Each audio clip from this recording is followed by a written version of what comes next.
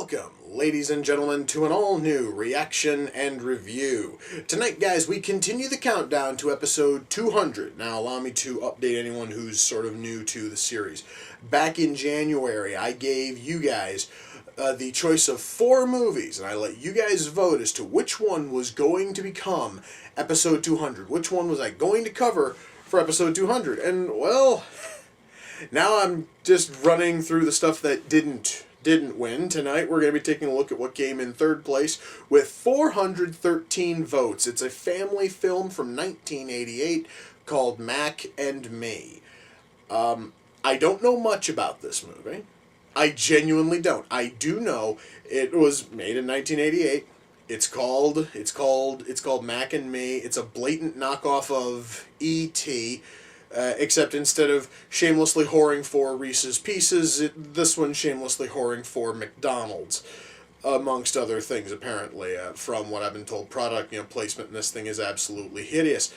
And there's a clip of this movie that apparently is constantly shown on Conan O'Brien's show. Now, I have since viewed that one clip, and I'm going to tell you, it's absolutely retarded.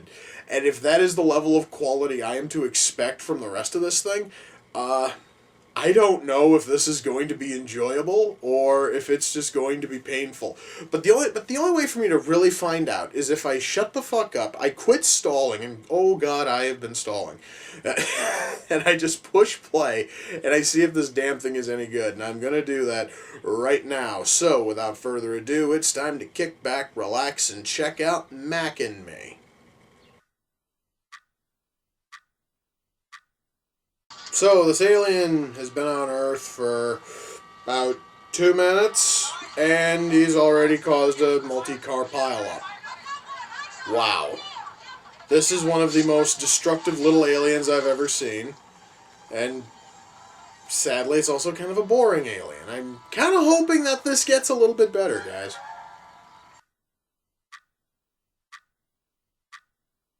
Okay. I have a big question to ask. This is a big one. This is kind of important. Okay. Now, it wasn't just the little alien which landed on Earth. No, it was his whole family. I can kind of understand the little alien escaping the heavily fortified military base, barely, because he's only about 2.5 feet tall. He's just big enough to kind of sort of escape without being seen, even though they totally saw him and didn't make any real effort at catching him. Okay, but let's just not dwell on that at the moment. But the rest of his little alien family are all wandering in the desert, and they're all between 4 and 6 feet tall. How the fuck did they escape the fucking military base without the military giving immediate chase? I'm rather curious now, and I don't think this movie's going to give us any answers. I really don't think that the writers are that fucking intelligent.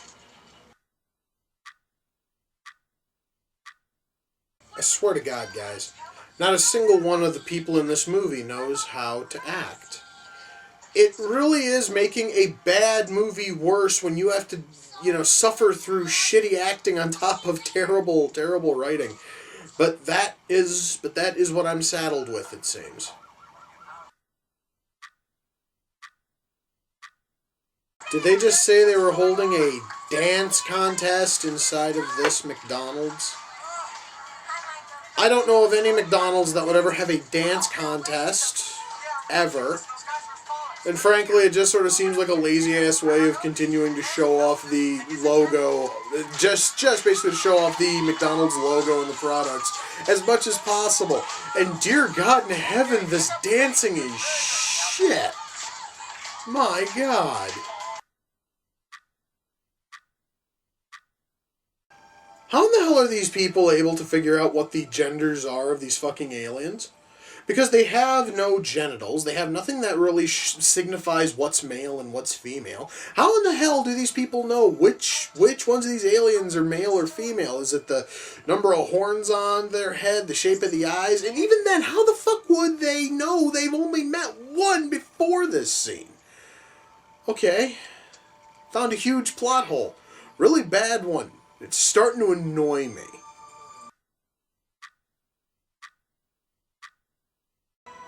Wow. The film ends by saying, "We'll be back," as if a fucking sequel was ever gonna come from this shit. No, shut the fuck up. Okay. Well, guys, that was Mac and me, and before I get into the review itself, because this is a very blatant ripoff of E.T., I guess I should say, for the sake of full disclosure, I'm not a fan of E.T. I've never found any enjoyment in watching E.T. So, with that said, I would like to say right now that in terms of which one's better, I'd totally watch E.T. over this. But that isn't saying much. This thing was total shit. All right. Let me start with the writing. Yes, let's tackle the writing here and the many questionable plot holes that this son of a bitch likes to dump out and never bother to actually explain. Number one, how the hell did the aliens escape the military base? Okay, because right here, guys, is all that you see in the opening, outside of the aliens getting out of the space probe that sucked them up and brought them to Earth, is one of them touches a wall and the wall explodes. That just gets them into the outer area of this fucking military base. I don't think that the U.S. government would just sort of allow three possibly dangerous aliens to just go saunter off into the fucking desert. Okay. Let alone let one that's about 2.5 feet tall literally watch it as it walks off of the base, slingshots itself through a hole in your fence. By the way, no military base should have a hole in the fucking fence. Just saying that right now. And then can't even find it, even while searching every car in the area in hopes that maybe it hopped into one, because, well, it kind of slingshot and rolled into the highway. Because apparently military bases are totally right next to the fucking highway. Yeah, they're not out in the middle of nowhere. Oh, God, no, that would make too much sense. Put them right in the middle of high population areas. Yeah, that's totally good. No. So we have that. Then we have the second problem. When they finally find these aliens, who have since holed up in an old mine shaft, they start immediately referring to each of them by gender, even though they've only known one of these aliens for maybe a day. And you don't even know if that fucking thing is male or female, because it doesn't have any kind of genitals, doesn't have anything that really differentiates one from the other, so you can clearly tell what's male and what's female. And what do you know? They are totally right when they start calling this one over here a she and this one over here a he. At least I'm going to assume so, because at the end of the film, when they are all in Earth clothing, of course, the ones that were labeled as males are both dressed as guys, and the other two are dressed as women. Woo! Okay. I don't know how to fuck a bunch of kids, really stupid kids, I should mention, are able to figure out alien, gender upon seeing these aliens when they have no noticeable, genitals or like gender, tags, let's call them, of any kind. The only thing they've got these like little horns, or, well, I'm just gonna call them like forehead, nipples, because that's what they kind of look like. The males apparently have 2, one on each side. Females have 4. That's it in terms of trying to differentiate. And mind you, I'm picking that up based on what I'm told is male and what's female. That's all I have to work with. This movie gives you nothing else beyond that. Now, boy. So, beyond that, is the writing any good, besides those huge gaping holes involving the aliens and all that shit? No, guys, the writing here is not good at all. The writing is complete crap because, well, first of all, the kids, as I stated, are incredibly dim. None of them are likable. None of them are intelligent. I kind of sort of wish that all of them would get run over by a fucking bus. And all of the adults in the film are no fucking better. Every single person in this film is written to be as incompetent and as stupid as possible. I understand that you're writing a family film and that you're supposed to be able to cater to both adults and children, but when you write something which is this stupid, you are doing nothing but insulting both adults and children. The story itself goes fucking nowhere. Really, I'm still sort of puzzled by over half of the shit that happens in this goddamn movie. I'm still not totally certain exactly how one of the kids was mortally wounded in a, gunfight towards the end. I don't know if he broke his neck because the van and, shockingly, the building that was behind the van explode after a small gunfight. I don't know if he was hit by one of the bullets, but something killed him, and then the aliens were able to bring him back because of course it's a family film. You can't have kids dying in family films. That would just be, realistic and tragic and all that other stupid shit. So anyway, but, the story, though, it just drags on. And I'm going to tell you guys, no matter how much I dislike E.T., at least that thing knew how to fucking go. At least that thing knew how to tell a story and tell it well. This thing doesn't. We have a paper-thin story, which is there solely to shill for, let's see, Coca-Cola, McDonald's, Skittles, and Sears. That's it, guys. This whole thing is meant to just shill for those for those four entities and nothing else. Why? Because the aliens have to live off of Coca-Cola.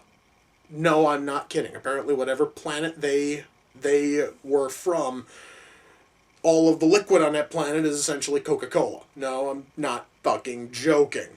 The only other soda you see in the entire film, actually the only other drink you see in the entire film, is Sprite. And, of course, Sprite is also bottled by Coca-Cola, so it still ties in. You don't actually see them drink it, but still, it's another Coke product. The kid's mom works at Sears. They have an entire chase scene inside of the Sears where they make it a point of showing you the Sears logo in damn near every single angle. Before that, they had the birthday party, which was going on at McDonald's, which had not one but two shitty dance scenes. We had a bunch of break dancers outside, and then we had a dance contest for whatever reason inside. And I'm going to use the term dancing in both those instances very, very loosely, because they didn't really look like dancing. They just sort of looked like everybody was having a collective epileptic fit, and nobody could be bothered to, try to help them. I actually felt kind of sorry for all of them, in all honesty. But yeah, guys, the story completely sucks, and frankly, I could probably have written better. Fuck, any of us could have written something better than this putrid pile of crap. Okay. Acting. Well, we have kids who don't know how to act. We have adults who do not care because the script totally fucking sucks. So yeah, guys, the acting here is not good. There is not a single actor in this film who either knows how to act or cares enough to put in any kind of effort. It's really kind of sad. I really can't say much more than that in terms of acting. I would like to touch on music because the composer for the film's score is a man who has composed a lot of scores in Hollywood. His name is Alan Silvestri.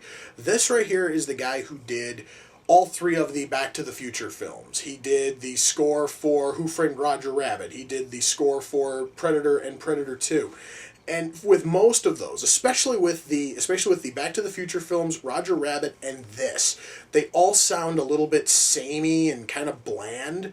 Mind you guys, I am not counting like the big songs which are from Roger Rabbit or from Back to the Future. I'm talking about all of the incidental background stuff. You could probably swap them out from one film to the others and you would never fucking notice. Why? Because that's sort of a problem when it comes to having Alan Silvestri do your film score, is a lot of it is going to sound ridiculously samey and kind of bland.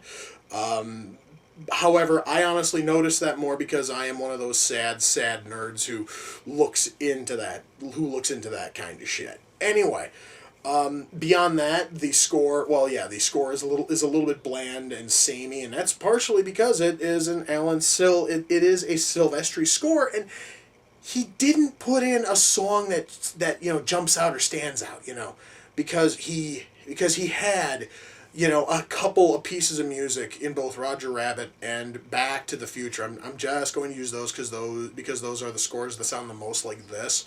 That stand out, and you know that those songs are from Roger Rabbit or that they're from Back to the Future. There's nothing like that here. This right here is just all of the bland, stupid shit he dumps into almost every other movie he fucking does. It's ridiculously lazy. Special effects. Oh boy, special effects. First of all, I mentioned earlier the clip that's featured on Conan O'Brien quite often. It's this kid. He is in a wheelchair and he goes, like rolling off a cliff. And the shot of him actually falling off of the cliff, it is so painfully obvious that it's a dummy in that fucking wheelchair. It's almost laughably stupid. And that is kind of the high point in terms of the effects in this film. Because almost everything else is just the aliens, which most of them are people in rubber suits. Very loose-fitting, ugly-looking rubber suits. And then there's Mac, who's the little 2.5 foot tall alien. Maybe he's about yay tall, roughly. Yeah, my hand was like down. Yeah, he's about he's not that tall, and so most of that is done with puppeteering, and it's really lazy puppeteering. And if you don't know what I mean when I say lazy puppeteering, Puppet Master and Puppet Master 2 and maybe even Puppet Master 3 had all fucking come out before this thing did, and they were working with a much smaller budget, and they absolutely devastate this thing in terms of puppeteering, effects and work. It's here, guys, it just feels sort of lazy. Everything is, because Mac basically just has like his mouth, it just sort of opens and closes a little bit because it's constantly in a small, like ooh sort of a face because they talk through whistling and they have to drink with bendy straws. Seriously, they also have to drink with bendy straws on their fucking planet. So you have like his mouth twitches a little bit and his ears, wiggle, and his eyes are able to, open and close and wiggle around, and it really almost looks like he's having a stroke whenever his eyes move. And his cheeks are able to puff up, and none of it looks natural, and none of it looks good. And everybody in the movie is trying to talk about how he's so cute. No, he's not cute. He's fucking ugly as shit. And the same also can be said about the rest of his alien family. And oh my god, guys, it is some of the worst puppeteering and costuming I've seen on a film with a sizable budget. That's saying quite a bit. So, lighting is okay, but then again, that's because most of it is shot outdoors. It's shot in California, and I just noticed, because I still have it paused on the closing credits, I really love how you can see about how you can see the California skyline, and you can totally see the mountain, and I mean the mountain of smog in fucking Los Angeles. I find that kind of funny. I just noticed that. But yeah, they had to work with all of the smog and everything, and it works. I mean, the lighting here is actually one of the few competent things. Lighting and camera work are probably the two like glowing bits in terms of competence with this movie. Frankly, guys, can I recommend this? No. The big reason is because it is a family film, and if you're going to be a family film, you have to do one thing. You have to cater to all possible audiences. Adults, kids, teenagers, you are a family film. You are supposed to cater to all of them. And it's far too childish and puerile for teens and adults to like, and it's just too stupid for kids for kids to like. This thing here just sort of falls into that fucking chasm of bullshit where nobody is going to like it. Now, oh my god, yes. So yeah, guys, I cannot recommend this at all. This thing used to be on Netflix. In fact, I was going to watch it off Netflix, and they actually took it off about a week ago. So I had to download it quickly in order to actually film this fucking thing. And if it was still on Netflix, I'd say do not bother. It is a hunk of shit, and I cannot recommend it under any circumstance. It is far better to just completely ignore the fact that this goddamn thing even exists. So, guys, we're now one step closer to episode 200, and we're down to the final two. One of them I myself really want to watch, and one I really don't want to watch, but I'm not going to get into that right now. I'm going to just wait until we get to those episodes, and hopefully the both of them will be good. I kind of have doubts on one of them, but shit, we'll just have to find out when the time comes. So, with that, we come to the close of another reaction and review. Until next time, ladies and gentlemen, take care, and I'll see you all in the near future. Peace.